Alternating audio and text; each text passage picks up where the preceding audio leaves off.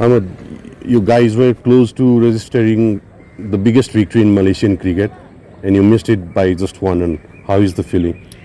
Of course, everyone shocked a bit at a moment, and then we feel disappointed that actually we are on top of Netherlands after the last three balls, and unfortunately we couldn't finish because the wicket fall down last ball, and I would say I give credit to all the batsmen who fought well. I would say even though the interruption has come in once, twice, and sometimes it disturb a bit into the momentum of the game. So I guess because of that, we shift our mode to play, and then just like one runs at the end.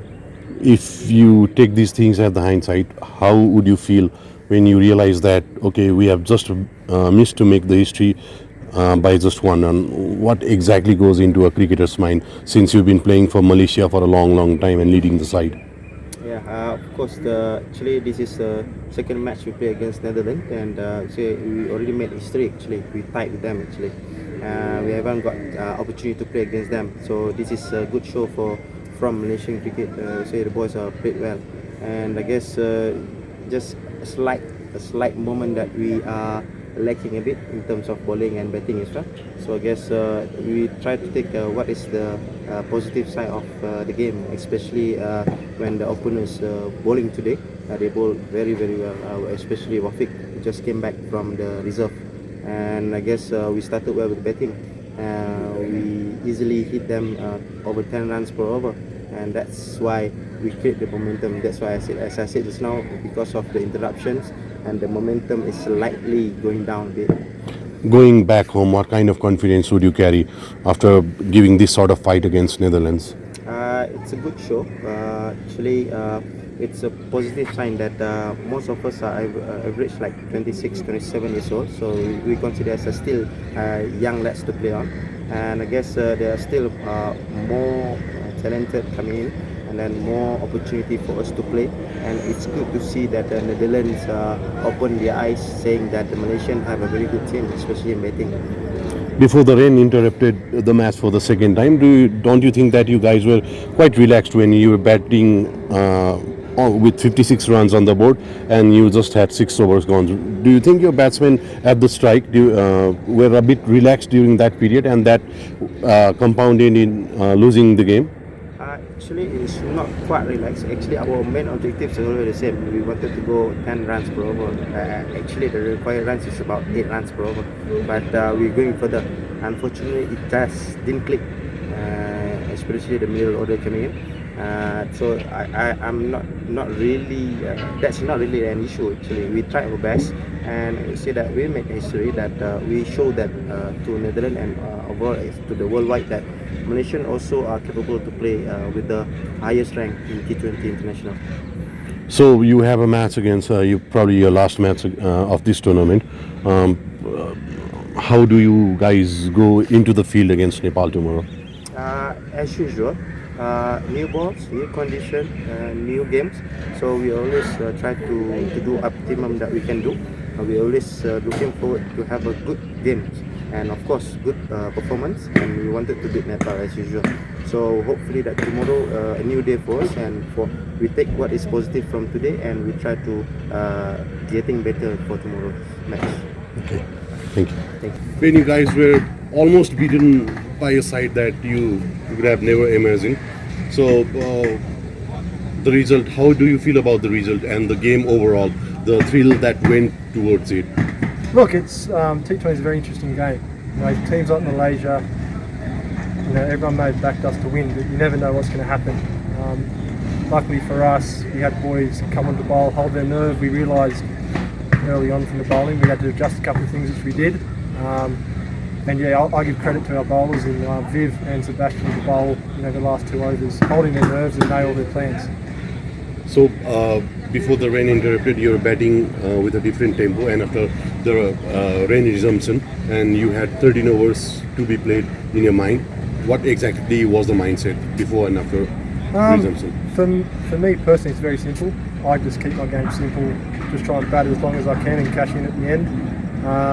As a team, we have our blueprint of how we want to go about it. And then after the break, obviously, we worked out we had about 16 balls left. We sort of planned how many boundaries out of that we wanted, which is obviously as many as we could get. But yeah, it's just a matter of coming out and being aggressive, but in the right way, not trying to slog across the line, something like that. We play good, strong cricket shots. Hopefully, find the boundary as we did. You have been in a good touch in this tournament, and you even played a very major role in yesterday's victory against Nepal. How much are you enjoying batting in this surface? I'm loving it here in Nepal. It's my first time here. I didn't know what to expect. I've spoken to some friends from other countries that have been here, and they gave me an idea of what to expect. But I just love it. A quick outfield. And it's just I don't know. I just love it here. Back of the mind, you guys probably came here expecting a lot of crowd in Nepali conditions, but you played two very good games, but you actually see no crowd here. So, what kind of situation you would be in under that circumstances?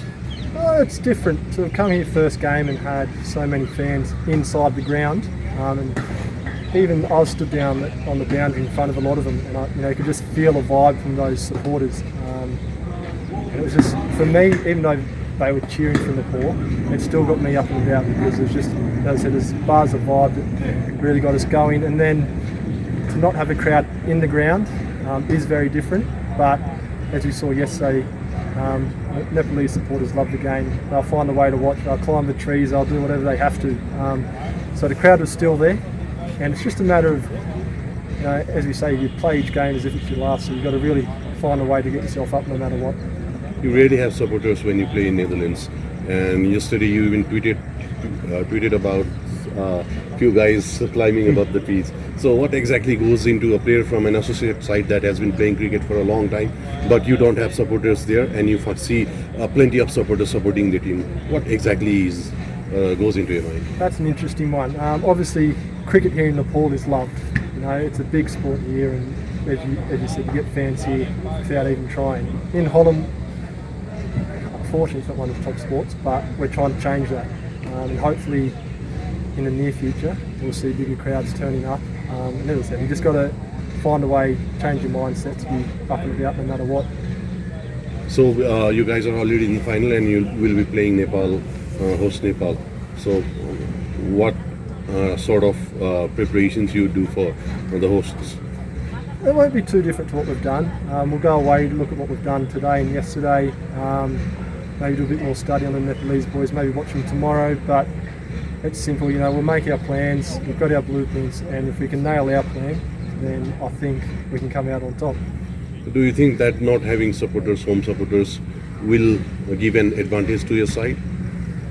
No, as I said, it depends which way you want to take it. I think as a player, if you need the crowd and the supporters to get yourself up, then it's going to be very tough. As you've seen, there's no crowd. But yeah, if you can find a way to get yourself up no matter what, then I think it shouldn't matter.